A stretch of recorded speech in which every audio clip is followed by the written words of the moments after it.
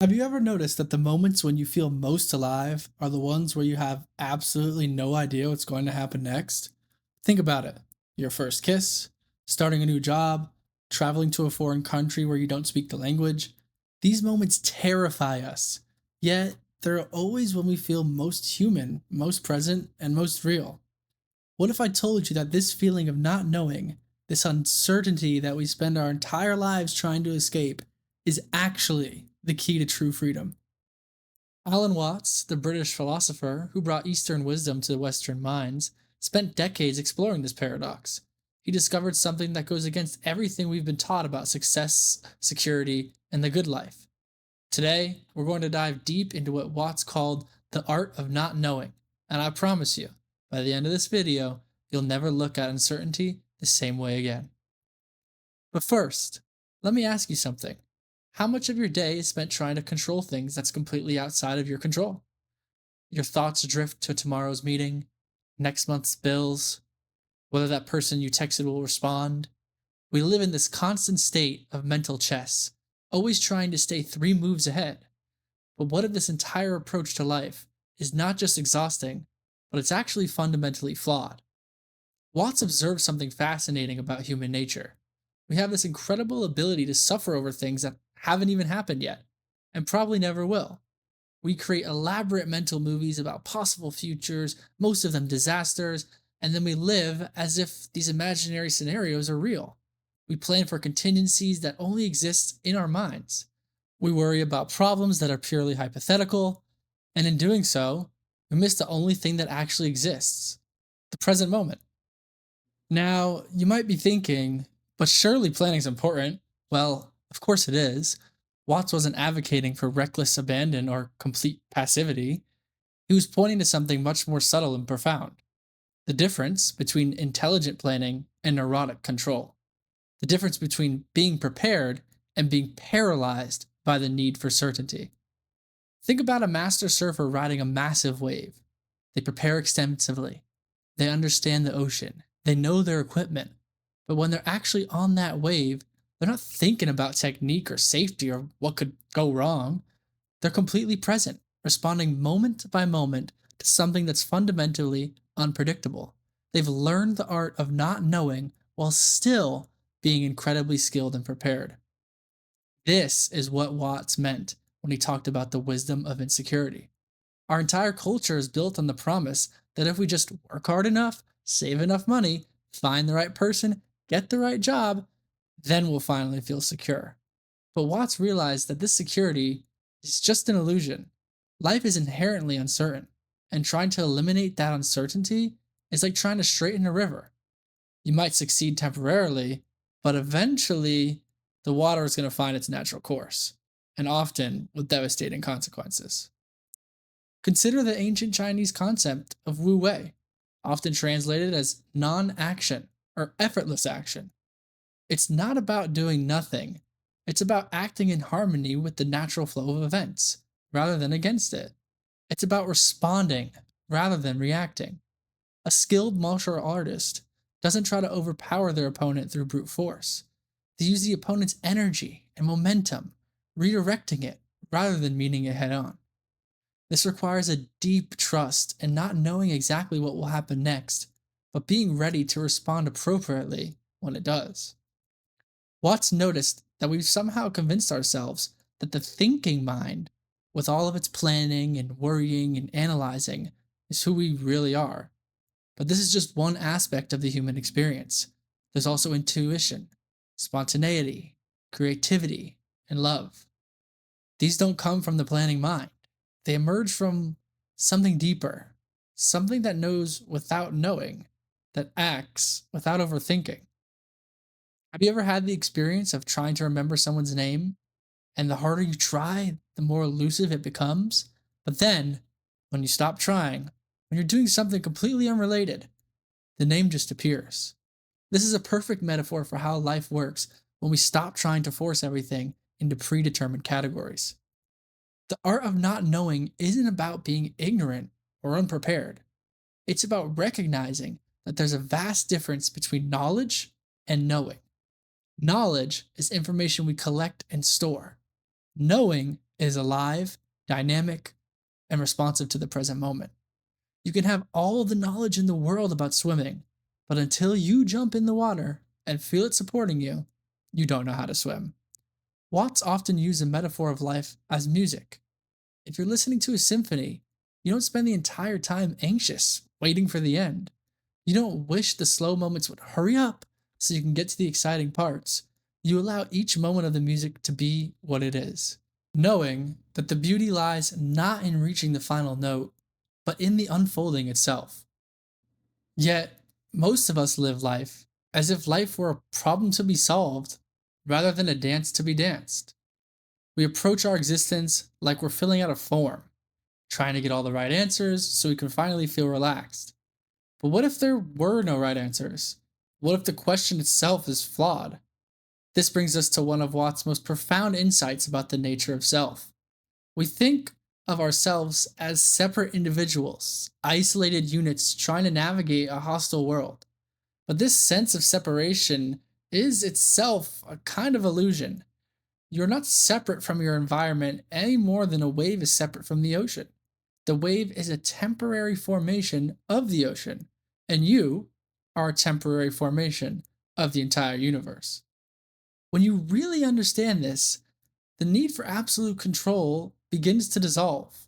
You realize you're not an isolated actor trying to manipulate the world from the outside. You're part of the intricate dance. And the beauty comes from learning to move with the rhythm rather than against it. But here's where it gets really interesting. The more you try to pin down who you are, the more elusive it becomes. It's like trying to look at your own eyes without a mirror. The observer and the observed are intimately connected. The self that's trying to know itself is itself part of what needs to be known. Now, I know that sounds kind of confusing, so replay that section if you need to. But it's a fundamental truth, and the more you can understand it, the more you'll be in line with what Alan Watts teaches us. And this is why Watts was so fascinated by the Zen tradition of not knowing.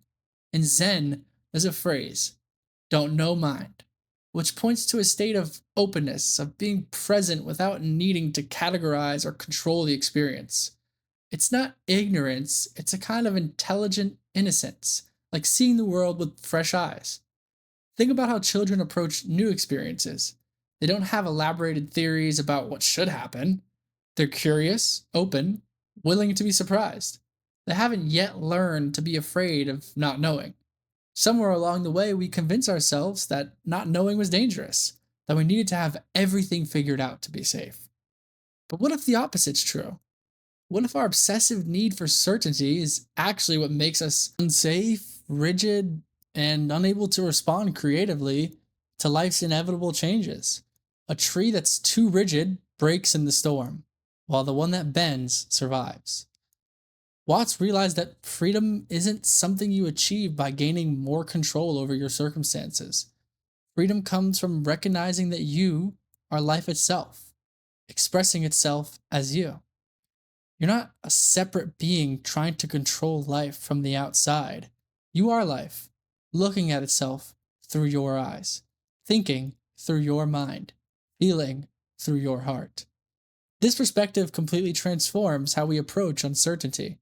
Instead of something to be feared and controlled, uncertainty becomes the space where creativity emerges, where life stays fresh and alive. The unknown isn't the opposite of the known, it's the field in which knowing happens.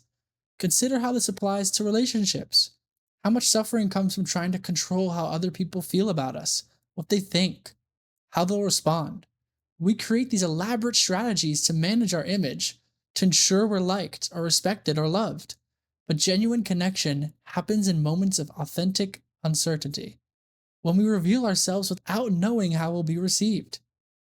The art of not knowing invites us to show up fully, without guarantees, to speak our truth without knowing if it will be welcomed, to love without knowing if it will be returned, to pursue our dreams without knowing if we'll succeed. This isn't recklessness, it's courage. It's the recognition that the alternative, trying to live in a bubble of false certainty, isn't really living at all. Watts understood that our discomfort with uncertainty runs so deep, but because we've forgotten something fundamental about the nature of existence. We think of ourselves as nouns, solid things that need to be protected and maintained, but we're actually verbs, processes, patterns of activity in life. When you watch a flame, you're not watching a thing, you're watching a process. The flame is the interaction between fuel, oxygen, and heat. It has no independent existence apart from these conditions. Similarly, what you call yourself is an ongoing process, a continuous conversation between your genes, your environment, your thoughts, your relationships, and your experiences. Understanding this dissolves many of our existential anxieties. You can't lose yourself because there was never a fixed self to lose. You can't fail at being yourself because yourself is whatever you're being right now. The pressure to maintain some imaginary perfect version of yourself evaporates when you realize that perfection lies not in achieving some ideal state, but in fully embracing whatever state you're actually in. This doesn't mean becoming passive or indifferent. It means engaging with life from a place of curiosity rather than anxiety, creativity rather than compulsion. When you're not spending all your energy trying to maintain an illusion of control, that energy becomes available for actually living, for responding intelligently and compassionately to whatever arises. The art of not knowing is ultimately about trust, not blind faith, but intelligent trust in the process of existence itself. You trusted this process to grow your body from a single cell, to beat your heart billions of times without your conscious intervention, to coordinate the unimaginably complex symphony of biological, chemical, and electrical processes that allow you to be aware right now. If existence is trustworthy enough to handle these incredibly complex processes without your conscious control, perhaps it's trustworthy enough to handle the unfolding of your life as well. This doesn't mean everything will always be pleasant or easy, but it means that whatever happens, you have the capacity to respond, to learn, to grow, to find meaning and beauty, even in difficult circumstances. So the next time you feel that familiar anxiety creeping in, that need to figure everything out, to plan for every contingency, remember that some of life's most beautiful moments emerge from the space of not knowing. Take a breath, relax your grip on the illusion of control, and allow yourself to be surprised by what wants to emerge. The art of not knowing isn't a technique or a philosophy you adopt. It's a recognition of how life actually works when we stop fighting it. It's available to you right now, in this moment, as you allow these words to land without needing to immediately categorize or judge them. Can you feel that spaciousness, that freedom that comes from not having to have it all figured out? That freedom is your birthright, and uncertainty isn't your enemy, it's the doorway through which freedom enters your life. This has been The Liminal Mind. I want to thank each and every one of you for tuning in. I'm a new channel, still trying to grow, figure things out. If you guys have any video ideas or anything you want to discuss in the comments, feel free to leave a comment. I'll definitely get back to you. Appreciate you guys tuning in, and I'll see you next time. Peace.